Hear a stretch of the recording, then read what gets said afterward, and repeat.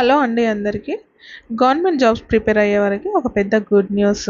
మనకి staff selection commission నుంచి భారీ పోస్టులతో ఒక నోటిఫికేషన్ అయితే విడుదలయ్యింది. దీనికి సంబంధించిన వివరాలు అయితే మనము ఈ నోటిఫికేషన్లో చూద్దాము. అంతకన్నా ముందు వీడియోని లైక్ చేయండి. లైక్ చేయడం వల్ల ఈ వీడియో మీతో పాటు మరికొంతమందికి కూడా యూజ్ అవుతుంది.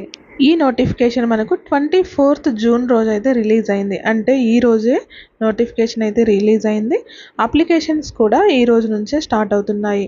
24th జూన్ నుంచి 24th జూలై వరకు అయితే అప్లై చేసుకోవచ్చు. అప్లై చేసుకోవడానికి 1 month టైం పీరియడ్ అయితే ఉంటుంది. అప్లికేషన్ ఫీ ఆన్లైన్ పేమెంట్ చేయడానికి వచ్చేసి జూలై 25th వరకు అయితే లాస్ట్ డేట్ ఇచ్చారు. ఇందులో మనకి టైర్ 1, టైర్ 2 ఎగ్జామ్స్ అయితే ఉంటాయి. టైర్ 1 వచ్చేసి సెప్టెంబర్, అక్టోబర్లో కానీ నిర్వహిస్తామని మెన్షన్ చేశారు. టైర్ 2 ఎగ్జామ్ వచ్చేసి డిసెంబర్లో ఉంటుందనేసి అయితే ఇక్కడ మెన్షన్ చేశారు. మనకి ఏజ్ లిమిట్ విషయానికి వస్తే గ్రూప్ సి వాళ్ళకి 18 నుంచి 27 ఇయర్స్ ఉన్న వాళ్ళకి అయితే అప్లై చేసుకోవచ్చు. గ్రూప్ బి వాళ్ళకి 18 నుంచి 30 ఇయర్స్ ఉన్న వాళ్ళు అయితే అప్లై చేసుకోవచ్చు. ఇంకా క్లియర్గా చూసినట్లయితే 18 నుంచి 27 ఇయర్స్ పోస్టులకు అప్లై చేసుకునే వాళ్ళకి ఆగస్టు 2 1997 నుంచి 1 ఆగస్టు 2006 మధ్యలో జన్మించిన వాళ్ళు అయితే అప్లై చేసుకోవచ్చు. 20 నుంచి 30 ఇయర్స్కి అప్లై చేసుకునే వాళ్ళు ఆగస్టు 2 1994 నుంచి ఆగస్టు 1 2004 మధ్యలో ఉన్న వాళ్ళు అయితే అప్లై చేసుకోవచ్చు. 18 నుంచి 30 ఇయర్స్ వరకు అప్లై చేసుకునే వాళ్ళు అయితే ఆగస్టు 2 1994 నుంచి ఆగస్టు 1 2006 మధ్యలో జన్మించిన వాళ్ళు అప్లై చేసుకోవచ్చు. 18 నుంచి 32 ఇయర్స్ ఉన్న వాళ్ళు అప్లై చేసుకునే దాంట్లో ఆగస్టు 2 1992 నుంచి ఆగస్టు 1 2006 మధ్యలో జన్మించిన వాళ్ళైతే ఈ పోస్టులకు అయితే అప్లై చేసుకోవచ్చు. ఏజ్ రిలాక్సేషన్ కూడా అప్లికబుల్ అవుతుంది. ఎస్సీ ఎస్టీ వాళ్ళకి 5 years మరియు ఓబీసీ వాళ్ళకి 3 years ఏజ్ రిలాక్సేషన్ అయితే ఉంటుంది. పీడబ్ల్యూడీ అన్రిజర్వ్డ్ వాళ్ళకి 10 years, పీడబ్ల్యూడీ ఓబీసీ వాళ్ళకి 13 years, పీడబ్ల్యూడీ ఎస్సీ ఎస్టీ వాళ్ళకి 15 years ఏజ్ రిలాక్సేషన్ అయితే ఉంటుంది. అలాగే ఎక్స్ సర్వీస్ మ్యాన్ వాళ్ళకి 3 years ఏజ్ రిలాక్సేషన్ కూడా ఉంటుంది. నెక్స్ట్ ఎడ్యుకేషనల్ క్వాలిఫికేషన్స్కి వస్తే జూనియర్ స్టాటిస్టికల్ ఆఫీసర్కి బ్యాచిలర్ డిగ్రీ ఏదైనా చేసి ఉండాలి. వీటితో పాటుగా ఇంటర్మీడియట్ మ్యాథమెటిక్స్లో 60% మార్క్స్ వచ్చిన వాళ్ళైతే దీనికి అప్లై చేసుకోవాలి. లేదా డిగ్రీలో స్టాటిస్టిక్స్ సబ్జెక్ట్ ఒకటిగా తీసుకొని ఏదైనా డిగ్రీ కంప్లీట్ చేసిన వాళ్ళు కూడా దీనికి అప్లై చేసుకోవచ్చు. నెక్స్ట్ స్టాటిస్టికల్ ఇన్వెస్టిగేటర్ గ్రేడ్ 2 దీనికి బ్యాచిలర్ డిగ్రీ ఎనీ సబ్జెక్ట్ తీసుకొని ఒక సబ్జెక్ట్ మాత్రం స్టాటిస్టిక్స్ తీసుకున్న వాళ్ళైతే దీనికి అప్లై చేసుకోవచ్చు. Next research assistant in national human రైట్స్కి educational qualifications bachelor degree complete చేసి ఉండాలి.